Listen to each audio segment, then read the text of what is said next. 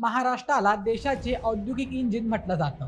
मुंबई, पुणे आणि नाशिक सारख्या शहरांमध्ये मोठ्या प्रमाणावर उद्योग आणि कंपन्या आहेत.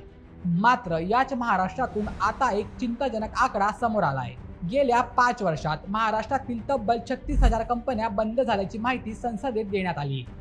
या आकडेवारीमुळे राज्यातील उद्योग विश्वासमोर असलेल्या अडचणी पुन्हा एकदा चर्चेत आल्या आहेत. या आकडेवारीमध्ये सर्वाधिक कंपन्या मुंबईत बंद झाल्या आहेत.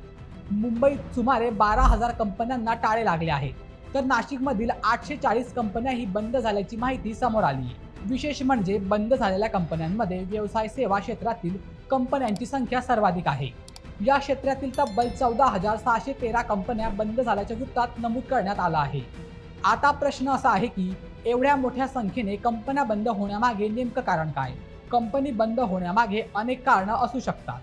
व्यवसायातील तोटा, आर्थिक अडचणी, बाजारातील बदल, वाढता खर्च किंवा कंपनीने आपला व्यवसाय बंद करण्याचा घेतलेला निर्णय अशी विविध कारणं असू शकतात. त्यामुळे केवळ कंपन्या बंद झाल्या म्हणजे त्या सर्व कंपन्या तोट्यात होत्या असा थेट निष्कर्ष काढता येत नाही. मात्र 36,000 कंपन्या बंद होण्याचा आकडा निश्चितच लक्ष वेधून घेणारा आहे. कारण उद्योग बंद झाले की त्याचा परिणाम गुंतवणूक, रोजगार आणि स्थानिक अर्थव्यवस्थेवरही होऊ शकतो. विशेषतः नाशिक सारख्या औद्योगिक शहरासाठी 840 कंपन्या बंद झाल्याची आकडेवारी महत्त्वाची ठरते.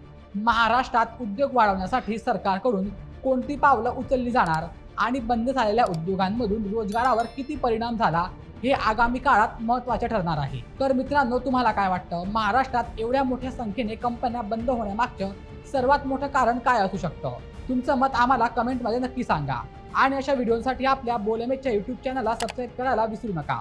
धन्यवाद.